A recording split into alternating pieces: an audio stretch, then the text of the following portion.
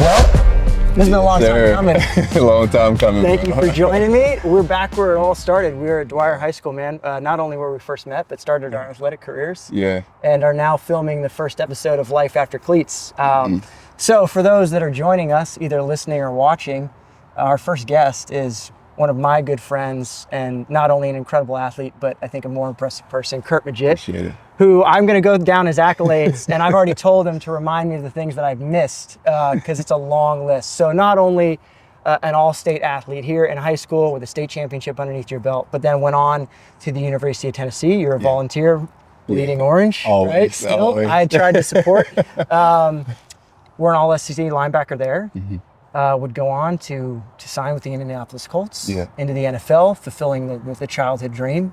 And then life continued after that. Greatness continued, not only as an entrepreneur, but as a pillar of the community, giving back through your nonprofit, and continuing to just crush it in athletics and just fitness in general. As if you're watching, you saw me suffer through the workout, which is like a benchmark workout for him, that he kind of breezes through. But continuing to be sponsored by incredible companies and be involved in the athletic space, which is, it's a pleasure to have you, man. Not only as somebody, as a guest, but as a dear friend. So we've walked through the high school, we've walked down memory lane, and the purpose of this podcast is really to get into the nitty gritty of just not only the life decisions that happen as an athlete in transitioning to life after cleats, but the different things that you learn along the way, and leadership skills and mentorship, gathering mentorees. So I kind of wanted to kind of dive into that. Your journey from high school, not only as a top recruit nationally, I mean, you played both ways as well, but you're a Florida boy, and we had incredible talent around us. Other guys that signed at big state schools, but you chose Tennessee. Walk me through that decision. You chose to leave. I did, man. And it's crazy. So like you said, we were loaded with talent, I mean, on your team alone, what, 4 pros? 5? Easily. And more, honestly. You're talking about that 2011 state championship team, 2010, 2011 season. We won a state championship. We had probably 7, 8 guys. I think it was 8 to 10 guys. Guys that are still playing. And guys that were in the training camp during that team alone, and not just talking about guys that are still playing. So talent-wise, we had it. And like you mentioned, a lot of the guys went up to the University of Florida in Gainesville. And it's crazy, anytime Florida had a home game, we were up there. We were on the road. I remember, because I was at Mississippi State at the time playing there, and I remember watching your recruiting process. Like, these guys are having the time of their lives. You're just hanging out with friends at major universities every weekend. And it's crazy because it's like a light bulb went off, and I'm looking around at the time. I think we had 4 teammates on the team. Was going to be a 5th with Brissett going in. And it's coming from where I'm from. My dad, he laid an incredible foundation. It's a privilege, and I would say it's a luxury to be able to leave the state. And so to think about it, it's like, all right, if I go to Florida, I'm playing with teammates. I'm still in the state. I'm in arm's reach. Exactly. Now, and I was looking at the recruiting process. So 1, I wanted to play early. 2, I wanted to see beyond the game what else is there. I knew that the Power T meant a lot globally. And the last piece, I'm from Palm Beach. Go up to Knoxville, so you go from the beach to the mountains. You got an hour-and-a-half flight. So just kind of just spinning my wheels on those things. And I honestly wanted some fun new possibilities. Exactly. Want to get my dad a chance to go up to Tennessee and see what that's like. Very cool. And man, so it's kind of in some reasons it was like a family decision too, right? Giving everybody the same experience that you were going to get. Cool. Absolutely. That's awesome. Well, so you have an incredible career there. But it had some hardships. I remember watching you go through it. You had some devastating injuries. What was that process like? Because I mean, the goal is, right, you grow up around here, especially in such a talent-rich area. The goal, and it's a very achievable goal, is to play in the NFL. Absolutely. Right? We've seen guys do it before us. We've seen guys do it after us. But you have a really, really tough injury. One, like you were telling me, where the doctor's like, yeesh. He didn't say it to your face, but when he got on the other side door, he's like, "Hey." We talked about it a little bit on the track during the workout, but a question further for that is, did you waver in your faith of what your ultimate goal was? And before we get into that, was your relationship with football a love for the game or a love for what the game could potentially do for you? Yeah, it was a love for the game, and I'll start back when I was 9 years old. That was my first time playing tackle. Yeah. And Wells Recreation Center. Yeah. Yeah. I played for the Dolphins, Coach Looney, and I think Joe Looney. I forgot his other son name. The guys that played pro, and Coach Looney, he was very strict. Real good coach, great coach. They from out of Lake Worth, but the discipline, those things that taught me early. And I would say, when I was real young, I had a temper. I was anger management. I used to love fight. I'd snap in that instant. Really? Yeah. That's great. I've never known that side of Curt. Yeah, this guy is like zenned out, cool as like a monster on the field, but like as a human being, this is as zen as it gets. Yeah. And so like honestly, like so not understanding the dynamics of the house and like why my mom passed and things of that nature. And so just as a kid, balancing these emotions, football was my outlet. Football was the place where I knew like, all right, I can go hit somebody full speed. I played fullback and I played linebacker, played D tackle. Yeah. I just wanted to hit. And so to learn the disciplines and start challenging myself. And by the time at the end of my first season, I made the All-Star team. We go up to Atlanta for an All-Star game. And that was my first time actually leaving the state, but Atlanta don't really count. Yeah. So that was my first time leaving the state. And so that's when I'm like, okay, I really enjoy this. I like the discipline around it and following along road. So being 9 and you 3 years younger, your brother's 12 and you trying to compete against him. Right. So now you really putting in the work because you like, I gotta keep up. Exactly. Yeah. And when you talk about, do I love, are you doing it for the love of the game or for what the game can do for you? On the what the game can do for you side, a lot of people look at the tangibles, the money, the accolades. Sure. For me, no, I don't. It came with it. Came with the hard work, and having a big brother like Ro, somebody that was, charming, that's smooth, hardworking. He set a standard. He set a bar. Same with my dad, with the way his work ethic is. So, for me, it was more about the inputs and the love for the game and what it can do for me in a sense of networking resources beyond. Really? Okay, so it wasn't chasing the big check. I mean, obviously that comes with it, right? Which is great. But you, from a younger age, you were more pulled towards, I guess, just the way it could shape you. Is a way to describe it. I would say, I think that's incredible. I mean, it's an incredibly unique perspective because I think, like you said, like the allure is the flash, right? It's the multi-million-dollar check and salaries that just keep going up and up and up, which is incredible to experience. But you've always had that mindset as long as I've known you, and it's continued to develop and just gotten stronger of just this tenacity for life and your own personal development, which I think is not only incredibly unique and rare, but it goes to show me as somebody that's watched it and observed it as you've gone through college, the pros, now into your professional career.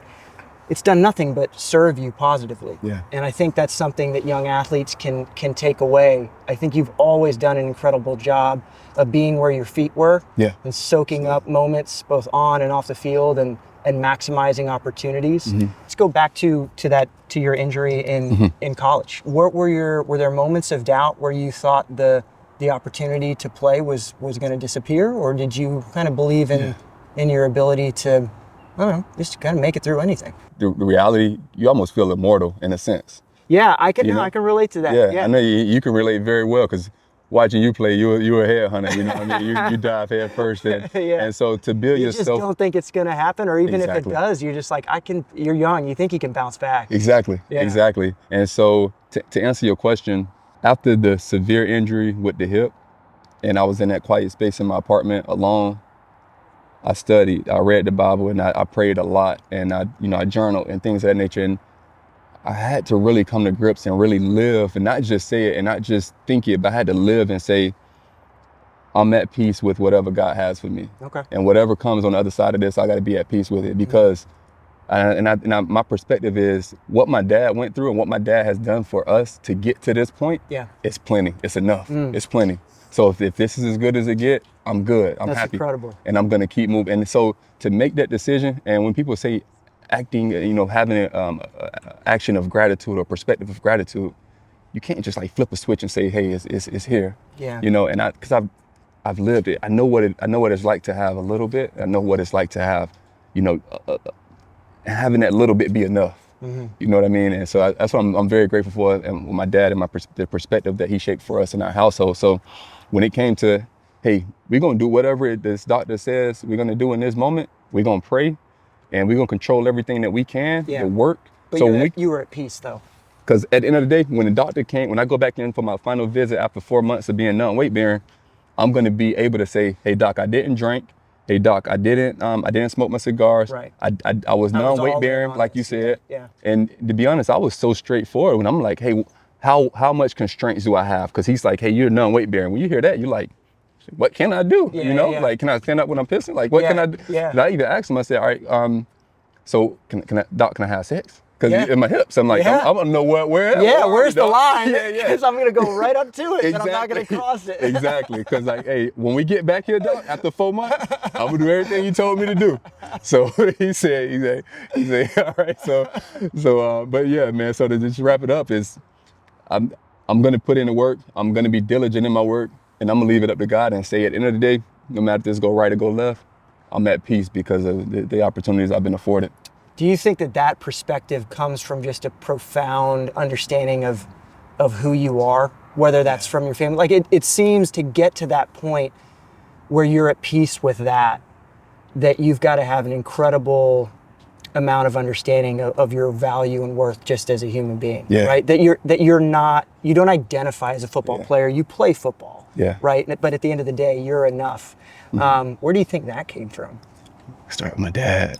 Start back with my dad, man. There's a common thread here. Yeah, man. He my superhero. Yeah. Like I told you earlier, man, we never got in an argument. And I tell you now, this is the only time I've brought it up is he yelled at me one time that sticks out of my head, and I'll take it a step back. It's a story. I called him 2 months ago and I said, Dad, I gotta tell you, and I appreciate it is, I was thinking about when we used to go cut yards. Cause he used to cut yards for a living. You know how hot it is down here. And in the summertime, we'd be with him and we have 4 or 5 yards to cut. We all get in the truck. We had a real small pickup truck. One of us sitting in the back, one in the row in the front or something. We get there, we scope out the yard. Hey, this the game plan. We got this. We're gonna walk the yard. We're gonna pick up the trash if we see dog poop, we picking up the poop. When we cut in the yard, we edging it. We blowing all the stuff back into it. There's a structure. We're working diligently. When we finish up, we're gonna come back. We're gonna make sure the neighbors' yards aren't affected. We're gonna come up to the line, look at the yard. Is this how we want it done? If it's not, sun going down, we still gonna get the job done. And finish it right. Exactly. So working so diligently, and moments like that, I told him, I said, Dad, I remember that, and I keep that with me. The only time he yelled at me, and I heard him raise his voice, and I tried to make him proud. We had a chore list. It was my turn to clean the bathroom, and I was scrubbing the inside of the toilet with my hands. I had a glove on, just cleaning the inside of the toilet bowl. He yelled at me and said, no, I work too hard for you to do that. I don't want you doing it. You get on your knees and clean up no toilet. I work too hard for that. And that almost bring tears to my eyes, because for me to know the work he put in and for me to have a chance to go beyond, and I'm like, I'm gonna make him proud. Yeah. So when I walk into something that's tough, I say it's not tough because I know what my dad been through. I know the opportunity he gave for me to even have a chance. You know what I mean? So we play a game. Yeah. And when that game's over with, and that's why I say is your why dependent. Like, I didn't play ball to help my dad. Ball was gonna be a chance for me to be able to help my dad. But now when ball's over, I'm still looking at my dad and say, Dad, we okay. Yeah. We okay, and I'm here for you. And you know, I can still push and say I'm working toward that why, because I know that on the other side of that, you taught me everything I need to know to get to this point to help. So man, that's incredible. That's doing it the right way, man. That's one of the things I've always admired about you, your brother, your dad. Yeah. I appreciate it as an example. You guys have set, just looking across the aisle and our interactions over the years. One of the things that I saw you develop over the years was that this approach to just your daily tasks in life, and it kind of goes hand in hand.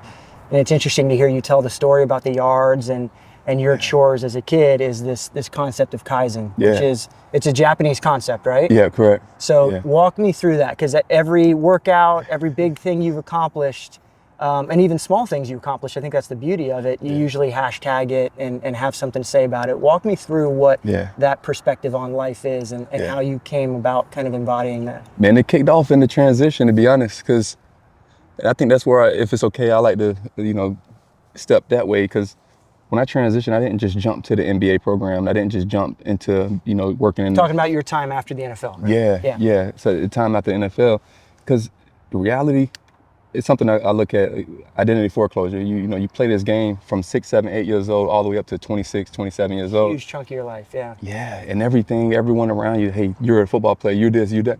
Now you step out of that environment, now you got to go re-identify yourself. And easier said than done, as we can all attest to. So when we talk about Kaizen, taking a small step, and my first small step was the photography. It was the real estate license. It was Patty freediving. So when you hit me up like, hey, and I ask you, and you say, yeah, we going now. And then you hit me up that morning and say, yeah, we going swimming with sharks, So getting like those experiences and those small wins under my belt, it taught me and showed myself that you are capable, you are able. So from a Kaizen philosophy, it's the small incremental wins that's going to help build and develop over time. And so when I did go to the MBA program, I was, I was aware in a sense of a concept as such. Kaizen, Japanese philosophy from Toyota Manufacturing, that's why they are able to, reduce time, reduce waste, and, operate at a level where the output is, predictable and consistent. Yeah. Right. So small wins every single day. So it was a business philosophy? Yeah. Yep. That's incredible. Yep. And so Kaizen philosophy has lots of different tools that drives it. So you look at Yamazumi's, there's a lot of different tools from time to, because you look at, you ask two people to make a peanut butter and jelly sandwich. Just use this as a simple operation. They're going to do completely different things. Right. So now if we say, hey, where's value added? Where's none value added? If someone has the peanut butter in their bedroom, they got to walk to the bedroom. Yeah. Where would we waste time? Where were we not efficient? Yeah. Yep. So getting that and having that understanding. So Kaizen taught me, one, we have to acknowledge the small wins, but more importantly, we have to reflect on ourselves and see, who am I? What am I doing? Why am I doing it? Is this the right way? Is there a better way to do it? Yeah. So to continuously have those wheels spinning, but also being present, saying, hey, small wins are okay. Yeah. And we want to continue to build from that and not go backwards. You talked about the University of Tennessee just being a global presence, right? Yeah. That Power T and the Kaizen philosophy of continual incremental growth and efficiency. When you went back to Tennessee, did the university welcome you back? I think there's a lot of a lot of athletes that hang up the cleats and leave. They're like, okay, my time is over, and there's maybe a little bit of nervousness or unsurety about going back on campus. Yeah. But were they supportive in your desire to go back for the MBA and keep working at the school? Yeah, and so it's interesting, and I'll start like this. The university is a sum of a lot of sub-communities. And like we talked about earlier, one of the things that I feel has been a superpower of mine and thing that I'm really passionate about is connecting with people. Yeah. And so when I did leave and it was time for me to come back, the reality is I didn't have someone within the athletics community that said, hey, come back, we're going to walk you through this process to do this, this, and this. There was not transition assistance. That's the reality. Okay. But because of the sub-communities that I built over time, from a mentor of mine from the human resources community, someone from the College of Business community, someone from the communications community, I was able to reach out to them saying, hey, I want to do something. I've identified resources through the NFL Trust, through other options. I want to come back to school and I want to come back to Tennessee. I don't know what I want to do, but let's make something cool and let's challenge Curt, because Curt want to come back. Yeah. And you found support within those communities? Yeah. And it was crazy. So going through that process is like, all right, MBA. I'm like, it's something business. I'm like, all right, let's do something in business. And I've heard it before. It sounds important. Sounds like it could help. Yeah. And man, it was the most fascinating experience, because as much as they love Tennessee, as much as Tennessee love football, that sub community at the Heisman College of Business, they've been top 5 globally for master level and bachelor level supply chain over the last 5 years. Which is what you're doing now. Correct. Yeah. So they specialize in supply chain. Wow. And they kick. So when we're having this conversation about Curt want to come back and do his MBA, they're not asking about, okay, how many TFLs Curt got? How many sacks Curt got? Right. What's Curt work ethic in the weight room? Yeah. They don't care about that. They want us to know, how can Curt coming into this cohort help drive value and will not to be an anchor or a hole in the boat, you know what I mean? Yeah. So it was interesting. So now when we talk about the injuries, like all these small things mattered. And I was able to go back into my toolbox and pull experiences and say, hey, well, I've been doing that. I've done this and I've done this. Different playing field, but kind of some life lessons that translated. So you had a sense of confidence going into it. Yeah. I also, when I tore my ACL and I had a bunionectomy, and they used to call it turf toe. It's more severe. You tear a ligament here, your toe hangs under your other toe. They made a plastic cast to keep that toe straight. I'm playing in a size 15 on this foot, size 13 in this foot, running, tear my ACL. So 2 surgeries, 1 off season. Jeez. I go knock on the coach door. I say, Coach, this upcoming season, I need to take care of myself. I'm 24. I just had my 4th or 5th surgery. 23 years old or something like that. I had my 4th or 5th surgery. I need to heal myself and I need to get well. During that time, I said, I want to intern. I want a red shirt. And I also want to intern for Pilot Flying J. Can you reach out to Jim Haslam, who's an alumni of the University of Tennessee, and that's, Haslam College of Business. So he's the owner of Pilot Flying J. And so can you reach out to them? I want to do an internship. I said, okay, you got it. Right. So we talk about players in that space and how are you using your current position, current power to create and leverage opportunities. So I went into there. They created a position for me. It was a lead sales generator. Coming out of the weight room into a corporate office with my Tennessee football polo, hanging out with my friends, one of my guys, Stritty, Kevin, so people I still talk to this day. Right. I'm in there like, all right, I'm a lead sales generator. All that means you're making fucking cold calls and like you're helping. Fancy title, man. Yep, for a guy that's just on the phone. And so my work ethic, I'm like, all right, got it. Like, you give me the direction. They give me a spreadsheet. I got a list of probably 300-400. I'm like, shit, so I say, all right, I'm gonna make 60 calls a day and I'm gonna filter these out. They gave me my script. By the time I left, they hired 3 people to do that job because the job I was doing was getting sales, getting the people that were actually looking for to tie in with Pilot faster, right? So now I'm able to take that to my resume. I reach out to, I met a lady in the art and architecture building between my Spanish class and my theory class, 30-minute buffer, and just having small conversation. Goes to find out she's a CEO of a company out in Oak Ridge, and they support Energy Department of Defense. And so, never asked for anything. She emails me one day, hey, I won't be able to come back to the university, but if you ever need anything, just reach out. I said, okay, would love to see what an internship could look like. I jump into being an intern for the business development, and now I'm talking, now I'm in the nuclear space and talking about that. So, but these are all times while I'm injured. So I'm getting my work in, but I'm also adding things to the toolbox. So when the NBA come knocking, I'm like, let me see what I got. I got that on my resume. Yep, I've got this experience. I've got that contact. Exactly. And then I go to the real estate, and you talk about the photography, and you talk about the leadership development around the country with, the Power 5 programs like Baylor, like Stanford, like Temple, so I'm ready, and I was like, I'm more prepared than I thought I was.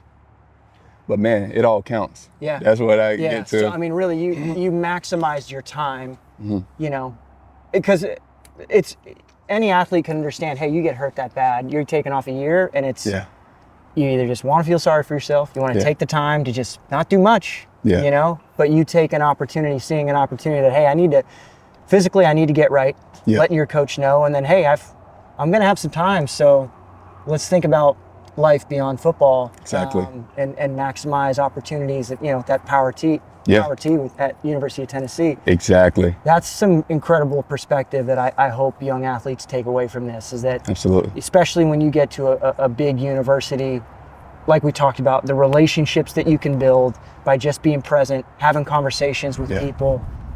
Because I think a lot of people they look at athletes, if you are an athlete and you've got your head on straight, as an employer, you're looking at incredible intangibles. Somebody that devoted their life to something for 20 plus years, incredible work ethic. I mean, there's a lot of things that people can pull from that and plug into the corporate world. And if you can show a little bit of initiative, like you did, because everything from your story, that was that was all self-initiated. Yeah. You know, and that is a piece in the world of business that I think people get really excited about. Okay, not only is this guy an absolute physical stud on the field, but he's charismatic, he's reached out, he follows up on emails. Those are all tiny things that have huge impact on the opportunities that you're given. Yeah. I think that's you know what the thread is though, and this is just me being biased to individuals like ourselves that come from that space with those experiences.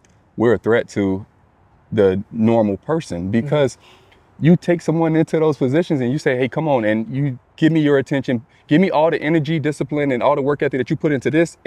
Yeah. Dangerous. Yeah. And it can be a very productive person. Exactly. Yeah. And so now we do that at scale. Yeah. Oh man, you know, and it goes back to that what we talked about earlier is coach says the workout starts at 2 and she don't show up till 2:10, but everyone's in the weight room. Who's doing something? Yeah. A lot of guys aren't doing anything. Right. They over to have the sidebar conversations. Yeah. You know, they bullshit. And so now look you can't fake it. It ain't about your success on the field. You got guys, we've all seen them, just guys that don't practice well, shitty inputs, but Friday night, Saturday night, they're gonna cut up. Yep. But when that final whistle, all those things catch up to a person. Yeah. So that's, Yeah, it's a huge takeaway. Yeah. For sure.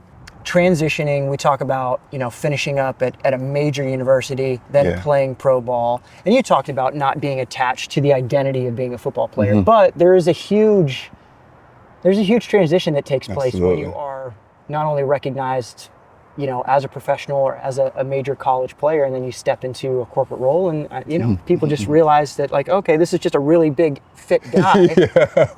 But maybe the special treatment and everything, you know, that you used to get every time you go, you know, grab something to eat somewhere out the window.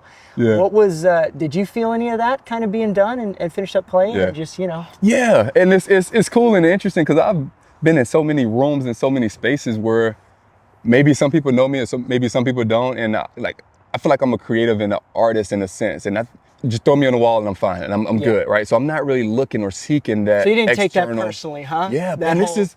he doesn't know who I am? Yeah, exactly. And I think this has been a special part. It's like I've been in meetings with people for a long time and working with people and they're like, oh, Curt's good. We like Curt, blah, blah, blah. Yeah. And then 3 months down the road, they're like, shit, Curt played in the NFL. And they're like, hey, Curt, why didn't you tell me? I'm like, why didn't you ask? You know, so it's like, and it's almost like a cherry on top. Like, oh man, you're super nice, you're super humble. And I'm like, you know, so. Feels good to kind of close that full circle and not have to lead with that in a sense. And I think it's something that we gotta do is when they say that and when they see that and we see interest in that, I'm gonna incentivize it. I'm gonna push and promote it. I'm gonna say, okay, yeah, I did. And actually, I like to show you a photo of when I was playing, you know, and making it personal. So, and if they have a son or a kid, like one of my mentors that helped me get into Honeywell, he's got a son that's into sports.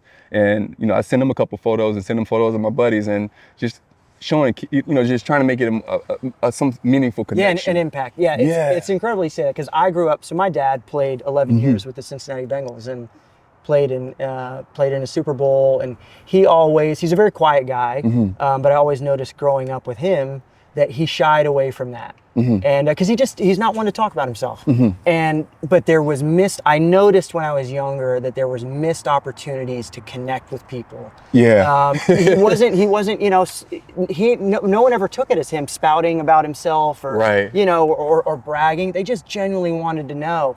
And I think it's incredible that you take that perspective. It's the right perspective to take because it makes interactions for people that much more special and opens up a world, you know, to them and the information that they get from you that they wouldn't get insight to speak with a pro and ask those types of questions. It's really, it enriches that relationship a lot. I think you're spot on with that for sure. And I'll even add to that. So with Honeywell in some of the projects I lead, I talk the verbiage and language a little bit. It's like, hey team, I need a little bit more. You know, I need us to all work together to get this over the goal line. Yeah. Like we're almost there and we can only do this together. You Why does this guy keep using football analogies? yeah. And so it's funny. I had one person, one of my teammates, reach out to me and was like, man, such and such down in the Atlanta office said, man, have you ever been on a call with Curt? He has you ready to run through a wall. I'm like you ain't seen that part yet.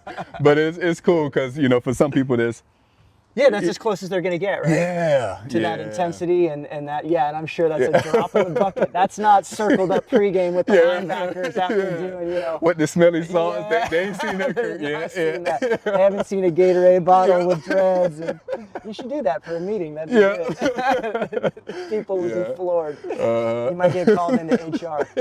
Oh, man, that's amazing. Yeah. Looking at your impact now that you have in your community, what's important for you to leave behind? Are you looking at legacy? Are you looking at just continuing to be able to have an impact and see growth in other young individuals? Yeah, personally, I want, when someone say Curt, I think of a couple of things, and 3 things: hard work, integrity, and serving. Like, I want people to see Curt worked hard. Curt, didn't take shortcuts. Yeah. If Curt said he's gonna do this, he did this to the best of his ability. Integrity, Curt was honest. Curt didn't steal, and Curt was, what you saw. Yeah. And he tried to help others. He tried to lead with a heart like Jesus, as close as he can be, and work diligently toward that. Those 3 things I took from my dad, and I look at it from an acronym, like, I like to see I'm his son, Jesus Christ, and a son of Jesus, and a son of my father. So I want people to see that in me. So that's from a personal standpoint. From a external standpoint, I want to be a great husband. I want to have my wife over there. So I want to be a great husband, and I want, for people that grow up that look like me, that need to see different. I want them to see, hey, there is more beyond what we see in this space, and that all it takes is one decision to change a generation. And my dad showed me that. So trying to be another strong link in the chain, man. Man. So that's what I hope for, man. And I feel like fitness, and sometimes I see social media being a way to kind of get that message out. And one thing I want to add is, I'm optimistic, I'm charismatic, I'm vibrant as hell. I love life. I wake up, I don't wake up and look in the mirror like, oh, it's another day. It's time to go. This guy does not get cases of the Mondays. Every day is a day to attack. So I know people see that, and it's not fake, and I'm truly grateful. I'm truly excited about the opportunities to come in life, and I acknowledge that we go through seasons, and every season ain't gonna be 70 and sunny. And so when those seasons of tough times come, to be fully present, to still have that same heart of gratitude, saying that, hey, if this was as good as it get, this is enough. So I want people to see that, and I want people to know that I genuinely live that. I think for anybody watching and listening, it's obvious. You have an energy about you that just exudes a gratitude for life. And I'm very appreciative of it. And I hope our viewers are picking up on that, because it should be jumping through the screen. Anything else you want to touch on, talk about? I do. One thing with the current athlete that's transitioning, or someone that's looking to step into a new space, say go for it, pull the trigger. And I look at us, and I think one thing that stood out to me along my journey, and we're talking specifically to business, I've been able to gain opportunities and create opportunities because I'm not going to ask for the full scope and full details of what's required, what's needed, what do I need to do, how I need to do it. Give me the problem, we're going to figure out the solution. Taking a lot of initiative and just giving people solutions and not more questions and problems. And and I'm sticking to the football side. I was able to play with the Indianapolis Colts and start as a rookie and make meaningful plays, and because I understood 6 positions. I was able to play defensive tackle, I was able to play defensive end, move to outside linebacker, stand behind the ball, go on special teams, take off. You have value everywhere. Exactly. So my question is, when coach come to you in practice and say, hey, you're not going to be at wide receiver today, you're going to be at safety. Never a person say that love football, that love their why. Never a person say, nah, coach, this is my only position. This is what you do, the best of your ability, go learn that playbook. You do the best of your ability, go on the field and execute. If you don't understand, you ask the guy to your right, to your left. Why do we drop those same philosophies and disciplines when we step into a new arena? Right? So how do we drop that pride, increase that vulnerability, and say, hey, I'm the new guy here, talk to me. I'm willing to give you everything I got. I'm giving you, I'm gonna give you everything I got, but I need to talk to me, And so We got so many guys that step into this idle state when they're in their transition because they don't know what's next. Yeah. Go and create what's next. Right. It doesn't have to be perfect. It doesn't have to be long term. Yeah, let go of that fear and be a kid again. Yeah, walk into a new position group and say, hey, somebody tell me where I need to stand. Yeah, I'll start on scout team. Like, I don't care, just put me out there. I'm gonna learn it. Let's do it. There's a good quote I like that's if you couldn't get into the room, would you be willing to serve water to gain entry? Mm-hmm. You know? Yeah. And I think with life, especially, it's tough when you are at the top of your game, whether as an athlete or in any industry, and then you have to start over. You've got to drop pride, like you said, and be willing to work and be willing to make mistakes. There's that fear that comes over the deeper you get into things that you don't want to embarrass yourself, especially the older you get, right? You don't want to be that person that anybody's like, oh, what is he doing? Yeah. But man, if you can let that fear go, you get so many more experiences and you get opportunities and people pick up on it. I think fear is a big component of that. We just got to drop it. Yeah. Go chase. Go do what you want to do. Exactly. And, don't let that get in the way. How have you leveraged fear in your career? To be honest, by doing shit like we just did before we start filming. Yeah. Fitness for me has been an outlet, and it's been a way for me to knock on the door and say I am who I said I am. And I'm willing to push. I'm willing to hang out at a 180 plus heart rate for 15 minutes, 20 minutes, whatever I need to do to get it done. Yeah.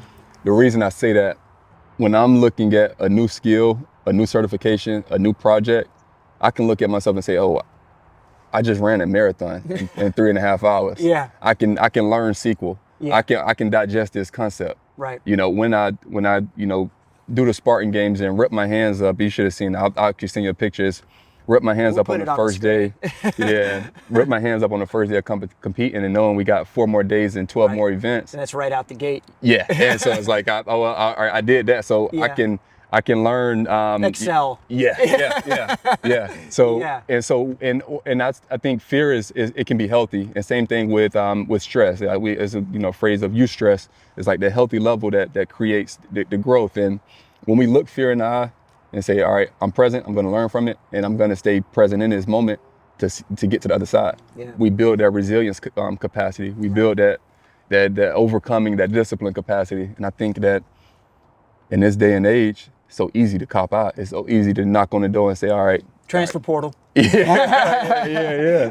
So yeah, man, No, that's a great analogy. Well, as we wrap up here, I just wanted to give our future guests an opportunity to just speak to the next generation and talk about what's important to you, some insight that you have as someone that's reached the mountaintop and is continuing to climb to even higher heights. So the floor is yours, man. Talk about whatever you want to talk about. Yeah. So when we talk about get started, go do something, the question is, okay, I'm ready, but what, right? Mm-hmm. So if I had to leave with some advice for someone that's in a transition, someone that's preparing for a transition, or someone that's just looking to say, hey, I want to take a deeper dive into myself and to challenge myself to a different degree, the first step I would take is a SWOT analysis, and we can add the template here. Yeah, I'll throw it up on the screen. And so my explanation of a SWOT analysis is a business concept, but it can apply internally. We'll look at the strengths and weaknesses as internal,